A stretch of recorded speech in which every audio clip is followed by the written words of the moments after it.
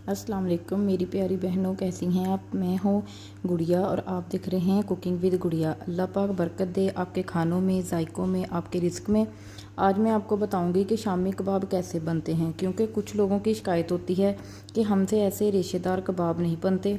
आज मैं आपको बताऊंगी कि कबाब किस तरह बनाते हैं, इनमें खूबसूरती किस तरह लेके आनी है, कहाँ पे आप लोग गलतियाँ कर जाते हैं। छोटी छोटी ट्रिक्स हैं, टिप्स बताऊँगी, ठीक है, जिसको आप फॉलो करें तो आपके भी ऐसे ही रेशेदार रेशमी कबाब बन जाएंगे और आप इस वीडियो को देखने के बाद आप इस रेसिपी के मास्टर बन जाएंगे। ठीक है, तो सबसे पहले आप लेना है प्रेशर कुकर, और इसके बाद मैंने लिया मीट। इसको मैंने धो के फ्रिज में रख दिया था, जिसकी वजह से फ्रीज़ हो गया। ठीक है, इसमें इतना बड़ा कोई मसला नहीं है, आप ये फ्रिज वाला भी यूज़ कर सकते हैं। इसके बाद मैंने ली है दाल चने की। ठीक है, इसको अच्छी तरह से 5 से 7 बार आपने धोना है, क्योंकि दाल अक्सर पुरानी पड़ी होती हैं, इनमें बहुत सारी मिट्टी और डस्ट होती है। ठीक है, इनको अच्छी तरह 5 से 7 पानी में से निकाल लें और उसके बाद इसको भिगो के रख दें।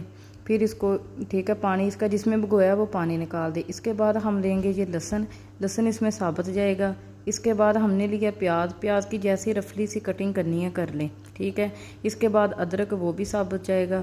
ये है जी मोटी इलायची, जिसको बड़ी इलायची भी कह देते हैं। इसके बाद ये काली मिर्च और दालचीनी, और ये है जी तेज़पात। ठीक है, ये हम बाद में निकाल देंगे। इसके बाद हम डालेंगे इसमें ये थोड़े से लौंग, ये 3 से 4 अदद ही बहुत हैं, क्योंकि इसमें बहुत ज़्यादा तेज़ होते हैं, अच्छा जायका आ जाता है। उसके बाद हमने लिया है जी सूखा धनिया। ठीक है, और इसको हमने अच्छी तरह से साफ़ कर लिया था। फिर हरी मिर्च और ये थोड़ा सा गरम मसाला।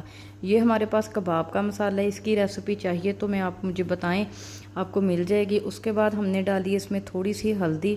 ठीक है, और ये सुरख मिर्च है, अपने टेस्ट के अकॉर्डिंग आप ले सकते हैं। ठीक है, उसके बाद हमने इसमें डाला है नमक। ये भी आप अपने जायके के मुताबिक यूज़ कर लें, जितना आप खाते हैं उतना ले सकते हैं। ठीक है, उसके बाद हम डालेंगे इसमें पानी।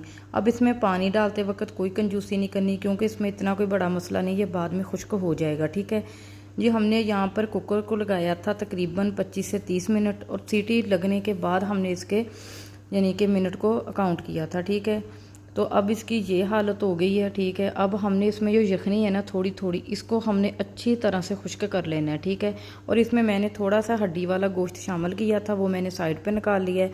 अब इसका मैं गोश्त निकाल लूँगी, हड्डियों के साथ अलहदा कर लूँगी और उसको इसमें शामिल कर लूँगी। ठीक है, अब आपने इस तरह सा छोटा सा इमाम दस्ता ले लेना है। ठीक है, या बड़ा ले लें, छोटा ले लें, और इसको इस तरह से आपने ना अच्छी तरह से इसकी मरम्मत करनी है। ठीक है, जिससे ये मसाला तैयार हो जाएगा।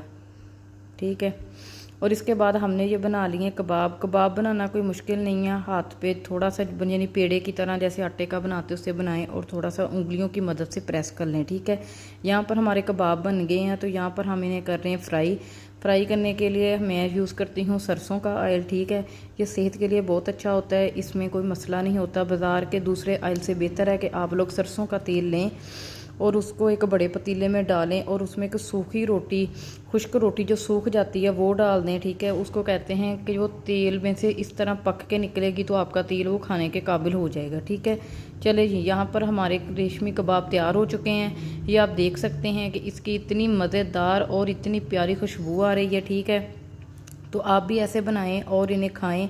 ठीक है जी, अल्लाह हाफिज़।